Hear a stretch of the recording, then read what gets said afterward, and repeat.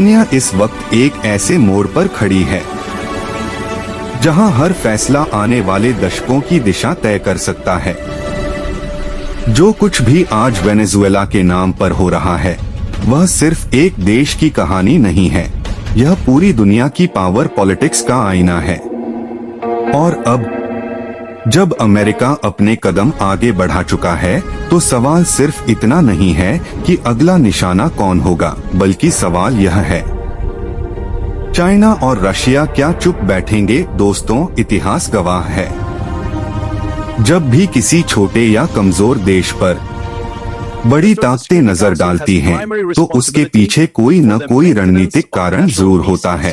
कभी वह तेल होता है, कभी वह समुद्री रास्ता, और कभी वह सिर्फ एक संदेश होता है बाकी दुनिया के लिए।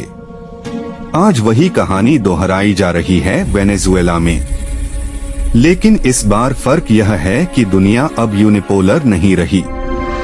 अब मैदान में सिर्फ अमेरिका नहीं है, अब मैदान में है चाइना और रशिया।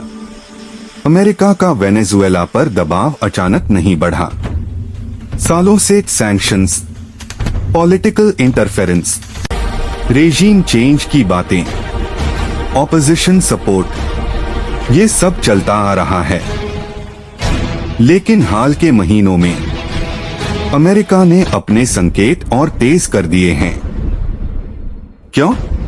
क्योंकि वेनेजुएला सिर्फ एक देश नहीं है, वेनेजुएला के पास है दुनिया का सबसे बड़ा प्रूवन ऑयल रिजर्व, और एनर्जी ही आज की दुनिया की असली करेंसी है। अमेरिका जानता है, अगर वेनेजुएला पूरी तरह चाइना या रशिया के कैंप में चला गया तो यह सिर्फ ऑयल लॉस नहीं होगा, यह ग्लोबल इन्फ्लुएंस लॉस होगा। चाइना कभी भी अमेरिका की तरह सीधे धमकी नहीं देता। चाइना का हथियार है इकोनॉमी, और वेनेजुएला चाइना की स्ट्रैटेजी में एक बेहद अहम मोहरा बन चुका है।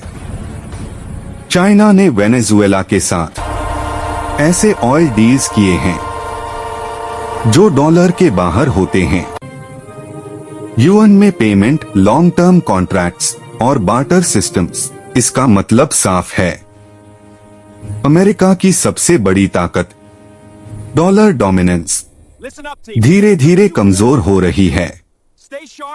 अगर तेल डॉलर में नहीं बिकेगा तो अमेरिका सैंक्शंस कैसे एनफोर्स करेगा?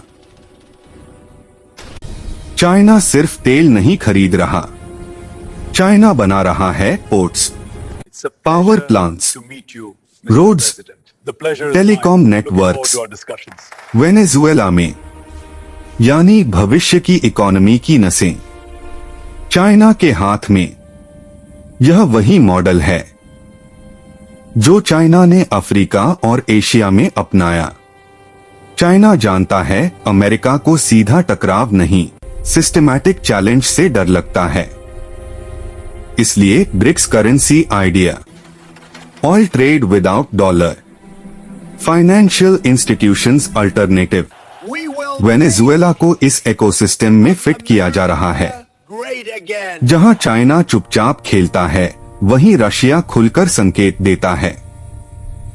रशिया का संदेश साफ है, अगर अमेरिका ने सीमा पार की तो जवाब मिलेगा।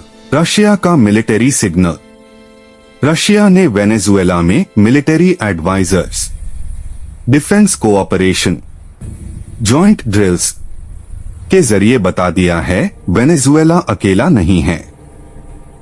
यह वही रणनीति है जो रशिया ने सीरिया में अपनाई थी, और सीरिया का अंजाम अमेरिका अच्छे से जानता है।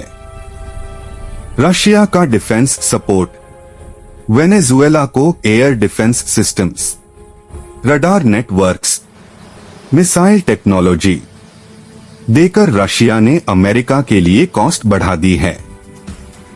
अब कोई भी डायरेक्ट अटैक चीप नहीं रहेगा। रशिया का डिप्लोमेटिक अटैक, यूएन में रशिया ने अमेरिका के कदमों को डोट सॉवरेनिटी वायलेशन कहा। यह सिर्फ बयान नहीं था, यह ग्लोबल ओपिनियन शेपिंग थी। भले ही ऑफिशियली अलायंस ना हो, लेकिन इंटरेस्ट सेम है। अमेरिका की यूनिलेटरल पावर को रोकना, मल्टीपोलर वर्ल्ड बनाना। वेनेजुएला एक एक्सपेरिमेंट है। अगर यह मॉडल सफल हुआ तो कल ईरान, अफ्रीका, एशिया सब यही रास्ता अपनाएंगे। We need to act now. Experts कह रहे हैं दुनिया कोल्ड वॉर 2.0 में जा रही है। लेकिन फर्क है, पहले आइडियोलॉजी थी, अब oil, currency, technology, supply chains. युद्ध अब मिसाइल से नहीं, मार्केट्स से लड़े जाते हैं। इंडिया के लिए इसका मतलब, इंडिया के लिए यह सिचुएशन बहुत डेलिकेट है। इंडिया अमेरिका का पार्टनर, रशिया का ओल्ड एलाय, चाइना का नेबर। इंडिया को बैलेंस बनाना है। ऑयल प्राइसेस अगर बढ़ते हैं तो इंडिया की इकोनॉमी पर सीधा असर। इसलिए इंडिया खुलकर किसी भी साइड नहीं जा रहा। आगे क्या हो सकता है? Proxy war, internal unrest, cyber attacks, economic pressure deal behind closed doors, partial sanctions relief, power sharing, silent compromise, global shock, oil prices explode, inflation world wide, multiple conflicts. सवाल यह नहीं है कि अमेरिका सही है या चाइना, रशिया। सवाल यह है, क्या दुनिया फिर से ब्लॉक्स में बंट रही है? क्या एक ऑयल रिच देश पूरी ग्लोबल इकोनॉमी हिला सकता है? दोस्तों, इतिहास एक बात साफ सिखाता है, जब भी बड़ी ताकतें अपने ईगो और इंटरेस्ट के लिए खेलती हैं तो सबसे ज्यादा नुकसान आम जनता को होता है। वेनेजुएला सिर्फ शुरुआत हो सकती है। असली लड़ाई है पावर, ऑयल और कंट्रोल की।